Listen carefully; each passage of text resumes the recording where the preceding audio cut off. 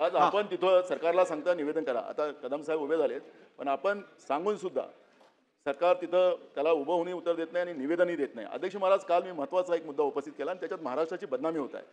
मंत्रालय, नाशिक आणि ठाणे हे हनी ट्रॅपचं केंद्र बनलेलं आहे अध्यक्ष महाराज, आणि राज्याचे महत्त्वाचे कागद, गोपनीय कागद या एंटी सोशल मुवमेंटच्या हातात चाललेले आहेत. मला राज्याची, मला कोणाचं चरित्र करा, माझ्याजवळ अध्यक्ष महाराज माझ्याजवळ पेन ड्राईव्ह पण आहे, मला ते दाखवायचं नाही आहे, तो विषय नाही आहे अध्यक्ष महाराज, मला कोणाचं चरित्रहरण करायचं नाही आहे. पण ज्या पद्धतीनं दाखवा म्हणा मंत्री महोदय, तर दाखवू टाकू तुमचं सरकारचं मत असेल तर.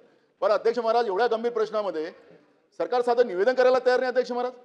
काल मी तुम्हाला म्हटलं संध्याकाळपर्यंत नाही देणार सरकार, पण काय चाललेलं आहे अध्यक्ष महोदय की या पद्धतीचं कृत्य मंत्रालय, नाशिक, ठाणे या सगळ्या ठिकाणी याचं केंद्र बनलेलं अध्यक्ष महाराज. आणि सरकारने याला तुम्ही आदेश द्या अध्यक्ष महाराज. तुमचा अपमान कोणी करत असेल अध्यक्ष महाराज सरकारच्या वतीने, तर आम्ही सहन करणार नाही अध्यक्ष महाराज. पण अध्यक्ष महाराज जे काही चाललेलं आहे ते फार गंभीर चाललेलं आहे अध्यक्ष महाराज. परवा अध्यक्ष महाराज आपल्याला माहीत असेल की मी एका मुद्द्यावर आपण सांगितलं की तुम्ही माहिती द्या, निकृष्ट दर्जाचा तांदूळ या राज्यामध्ये आपण गरीब लोकांना देतोय. तुम्ही म्हणाला मला कागद द्या, अजून सरकारकडून आम्हाला त्याची माहिती मिळाली नाही अध्यक्ष महाराज.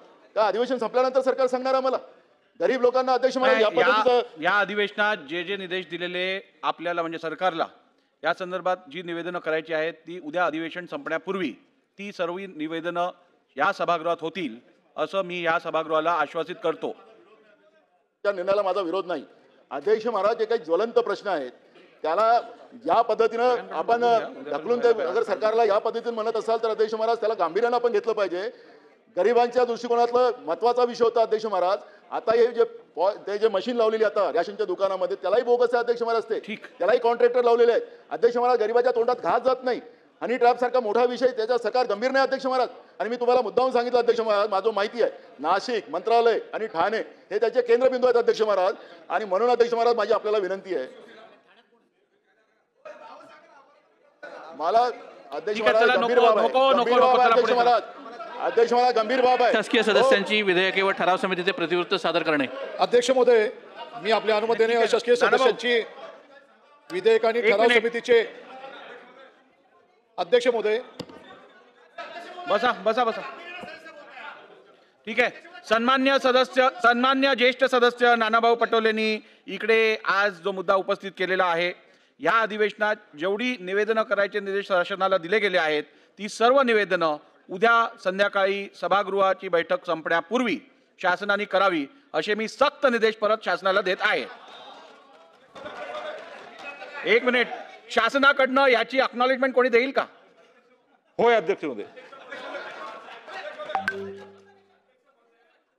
नाशिकचं हनी ट्रॅपचं प्रकरण फार गंभीर आहे. राठोड कसं होय म्हणू शकतात त्याला? अध्यक्ष महोदय, माननीय उपमुख्यमंत्री महोदयांच्या सारख्या दर्जाच्या माणसाने सभागृहाला आणि महाराष्ट्राला आश्वस्त करावं. नाशिकच्या हनी ट्रॅपचं प्रकरण आहे. आपण सांगा, तुम्हाला सगळी नावं माहित आहेत का अध्यक्ष महोदय? ती सगळ्यांची नावं आहेत अध्यक्ष महोदय. आपण या बाबी गांभीर्याने घेतलेल्या आहेत आणि आपल्या निर्देशाप्रमाणे शासनाने देखील नोंद घेतलेली आहे. चला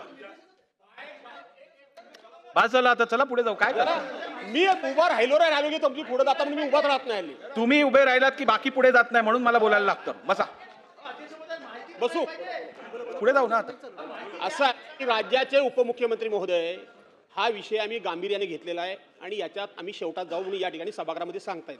मी आपल्या ही गोष्ट निदर्शनात आणण्याकरता झटकन उभा राहिलो की या संदर्भामध्ये राज्याचे गृहराज्यमंत्री यांनी काल मीडियासमोर जाहीर विधान केलंय की नाशिकच्या माणसानं सुद्धा दिलेली तक्रार मागे घेतली आणि ठाण्याच्या माणसांनी सुद्धा तक्रार मागे घेतली आणि आपसामध्ये सेटलमेंट करून हा विषय संपला असं गृहराज्यमंत्री म्हणतात. आणि राज्याचे उपमुख्यमंत्री म्हणतात आम्ही हा विषय गांभीर्याने घेतलेला आहे. तुम्ही सभागृहाची दिशाभूलता करत नाही ना दोघे जण? अध्यक्ष महोदय, हे मला सांगायचं आहे एवढ्या गंभीर प्रश्नावर, म्हणून मी उभा राहिलो, नाही तर मी उभा राहिलो नसतो. बोला मंत्री महोदय. काय महोदय, मी ज्या केसच्या बद्दल माहिती दिली, मुळात ती तक्रार ही कुठली हनी ट्रॅपच्यावर तक्रार नव्हती. ती तक्रार वेगळी होती आणि त्या बाबतीमध्ये जर का ज्यांनी तक्रार दिलेली आहे, ज्यांच्याबद्दल तक्रार दिलेली आहे, दोघांमध्ये जर का कॉम्प्रोमाइज झाली तक्रार मागे घेतली गेली. इतकं सिंपल आहे. ही तक्रार हनी ट्रॅपची नव्हती. आता बास झाला. आता किती वेळ तुम्ही याच्यावर घालवणार आहात? महोदयांच्या ठीक आहे, चला पुढे चला. अध्यक्ष महोदय, नरके साहेब बोला.